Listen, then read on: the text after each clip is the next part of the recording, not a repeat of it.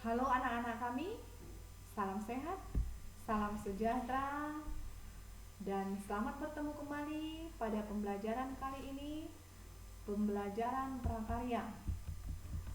Ya, adapun anak-anak kami, materi kita pada kali ini adalah bab 3, teknologi konstruksi miniatur rumah bersama dengan Ibu Veronica Situmorang.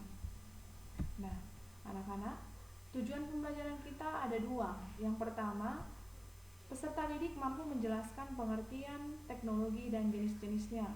Yang kedua, peserta didik mampu menjelaskan perkembangan teknologi konstruksi, jenis-jenis proyek konstruksi, dan fungsi teknologi konstruksi. Ada dua pokok bahasan yang akan kita pelajari pada pembelajaran kali ini.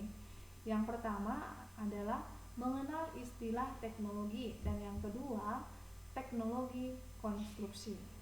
Nah, baik anak-anak, kita masuk ke materi yang pertama, yaitu mengenal istilah teknologi. Terlebih dahulu kita akan mengulas pengertian dari teknologi.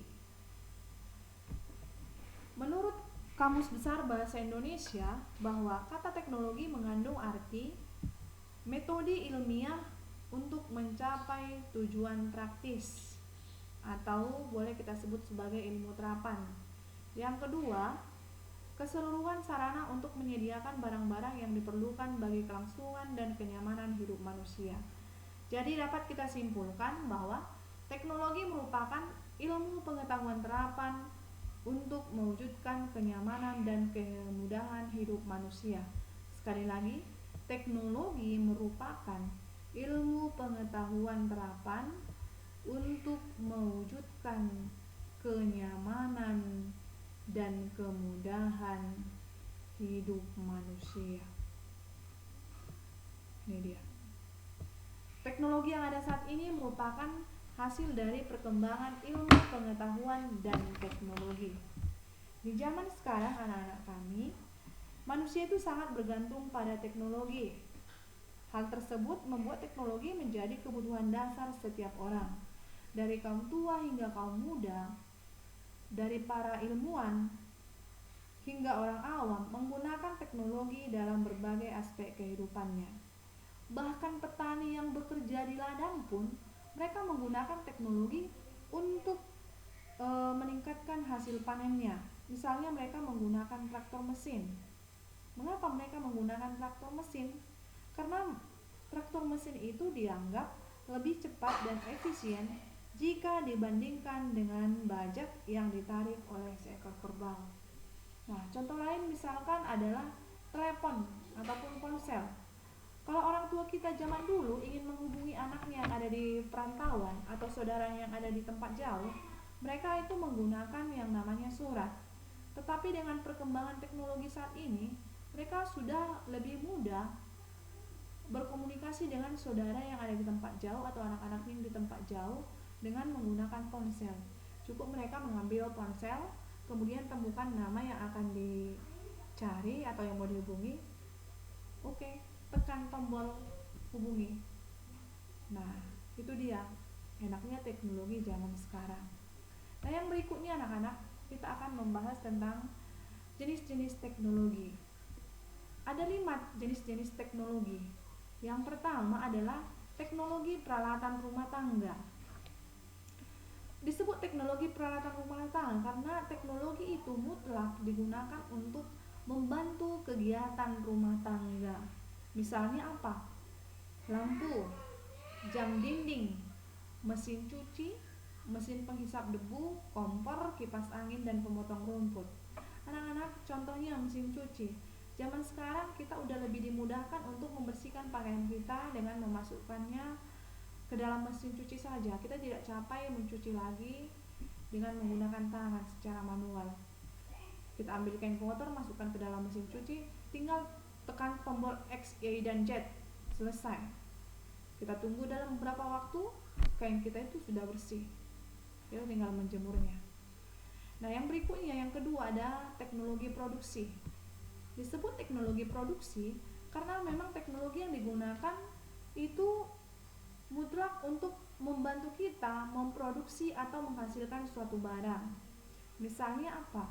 Mesin traktum, ya, mesin traktum, mesin pemintal benang, mesin penggiling padi, mesin pemotong kayu, mesin penggiling daging, atau mesin penggiling bakso. Ya, itu kita sebut sebagai teknologi produksi. Yang ketiga adalah teknologi transportasi. Teknologi transportasi merupakan teknologi yang digunakan untuk bisa berpindah tempat dari tempat yang satu ke tempat yang lainnya. Contohnya anak-anak kami, kalau Anda ingin berangkat menuju ke sekolah, misalkan Anda berada di daerah Pardaba, Anda tidak perlu lagi harus sampai naik jalan kaki. Ya, dengan berkat teknologi Anda udah bisa naik mobil atau naik angkot. Nah, kemudian jika Anda ingin bepergian, katakan ke Pulau Jawa, dari Medan ke Pulau Jawa, kita tidak perlu lagi naik angkot atau naik bus atau naik kapal laut. Ya, yang kita gunakan dengan cara mudah adalah apa? Menggunakan pesawat terbang. Yang penting uang ada, ya kan? Itulah berkat teknologi transportasi. Yang berikutnya, yang keempat adalah teknologi komunikasi. Teknologi komunikasi yaitu teknologi yang digunakan untuk saling bertukar informasi atau pesan. Contohnya radio, televisi, telepon, internet. Ya, kita mengetahui berita yang ada di dunia ini lewat apa? Internet. Lewat apa lagi? Televisi, radio. Jadi kita tidak harus pergi ke sana. Misalkan kejadiannya ada di Jakarta, ada apa di Jakarta, terjadi unjuk rasa. Kamu kok tahu ada unjuk rasa di Jakarta? Tidak perlu karena harus pergi langsung ke tempat itu, tapi apa? Lewat berita, melalui televisi, atau barangkali lewat internet, atau dikabarkan lewat telepon. Nah, itu dia teknologi komunikasi. Yang berikutnya, yang terakhir adalah teknologi konstruksi. Teknologi konstruksi merupakan teknologi yang digunakan untuk membangun sarana maupun prasarana. Hasil dari teknologi konstruksi biasanya berbentuk rumah, jembatan, jalan, dan rel kereta api. Ya. Berbeda dengan beberapa jenis teknologi lainnya yang sebagian besar berbentuk peralatan. Sebagian besar teknologi konstruksi itu berbentuk ilmu terapan atau ilmu yang digabungkan dengan ilmu-ilmu lain untuk menyelesaikan masalah kehidupan sehari-hari. Hasil akhir teknologi konstruksi ini biasanya berbentuk rumah, jembatan, jalan, dan rel kereta api. Anak-anak, untuk materi yang pertama ini, supaya kamu bisa memahami lebih dalam lagi tentang pengertian dan jenis-jenis teknologi itu, kamu ditugasi di halaman 95 untuk mengamati teknologi yang ada di sekitarmu. Ya, petunjuknya di sana seperti ini. Amatilah teknologi yang ada di sekitarmu. Kemudian tuliskan teknologi yang berada di sekitarmu itu pada lembar kerja halaman 96, disertai informasi tentang manfaat teknologi, jenis teknologi, dan alasan penggolongan jenis teknologi. Misalkan kan anak-anak, teknologi yang ada di daerah kita itu, katakan ada mesin penggiling padi, ya kan? Contoh ya. Kamu katakan itu adalah teknologi. Kenapa kamu sebutkan itu jenis teknologi mesin penggiling padi itu? Apa alasanmu? Kamu tuliskan di sana. Misalnya, kamu buatlah kan jenis teknologi produksi.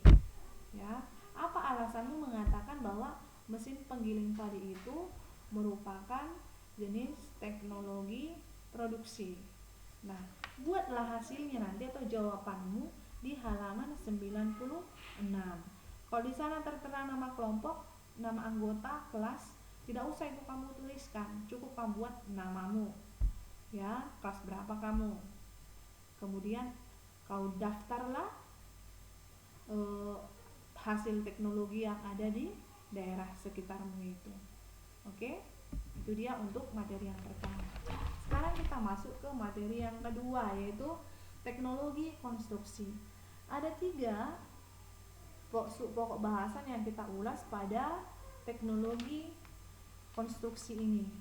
Yang pertama adalah perkembangan teknologi konstruksi.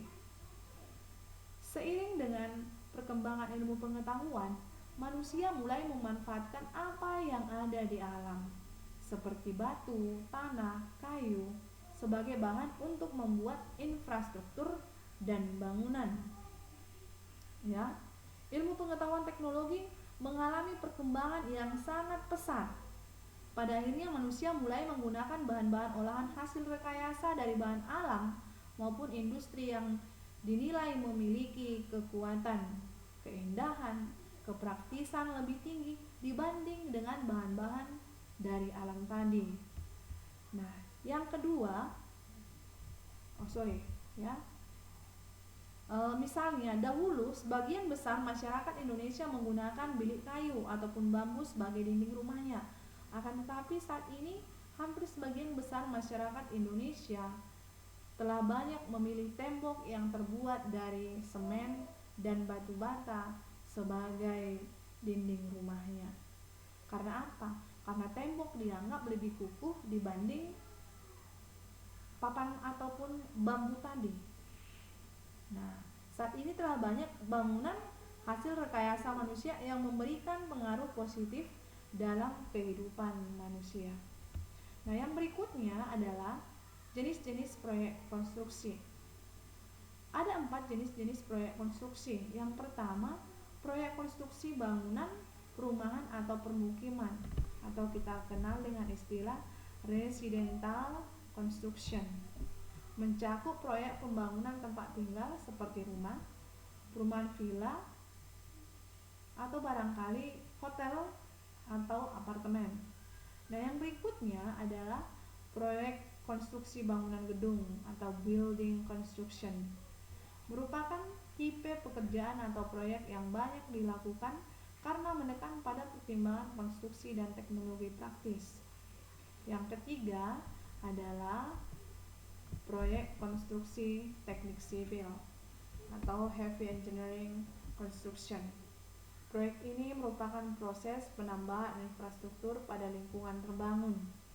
Misalnya proyek pengerjaan pembangkit listrik, proyek jalan raya, proyek jalan kereta api, proyek bendungan, dan proyek pertambangan. Dan yang terakhir, proyek konstruksi bangunan industri atau industrial construction. Pemilik proyek ini biasanya suatu perusahaan atau industri besar, contohnya perusahaan minyak, perusahaan farmasi, dan perusahaan kimia. Yang ketiga adalah fungsi teknologi konstruksi. Teknologi konstruksi memiliki fungsi yang sesuai dengan peruntukannya. Salah satu bentuk hasil akhir konstruksi yaitu tempat tinggal. Tempat tinggal berfungsi sebagai tempat berlindung manusia dari segala cuaca. Pada saat ini anak-anak, tempat tinggal dapat berupa rumah tinggal, apartemen, villa ataupun hotel. Ya, sementara teknologi konstruksi berfungsi untuk mendukung pekerjaan dan aktivitas manusia. Misalkan kantor, gedung, toko, dan lapangan. Selain itu, teknologi konstruksi memiliki fungsi untuk mempermudah transportasi dan komunikasi dalam bentuk konstruksi seperti jalan, jembatan, dan rel kereta api. Baik anak-anak, untuk materi yang kedua ini silakan kerjakan halaman 101 ya. Perhatikanlah konstruksi bangunan yang ada di daerahmu. Kita diajak untuk memperhatikan konstruksi bangunan yang ada di daerah kita masing-masing. Kemudian golongkanlah setiap bangunan yang ada berdasarkan jenis-jenis proyek konstruksi tersebut, serta sebutkanlah manfaat setiap konstruksi bangunan tersebut bagi manusia. Buatlah hasil pengamatanmu itu dalam bentuk teks laporan ya. Kamu sudah belajar bahasa Indonesia ya kan? Kamu udah belajar bagaimana membuat sebuah teks laporan. Jadi nanti hasilnya kamu buat di buku catatanmu juga, ya kan? Nanti hasilnya kirimkan lewat aplikasi pembelajaran kita. Oke anak-anak? Baik, demikian pembelajaran kita hari ini. Salam sehat dan tetap jaga kesehatan. Dadah.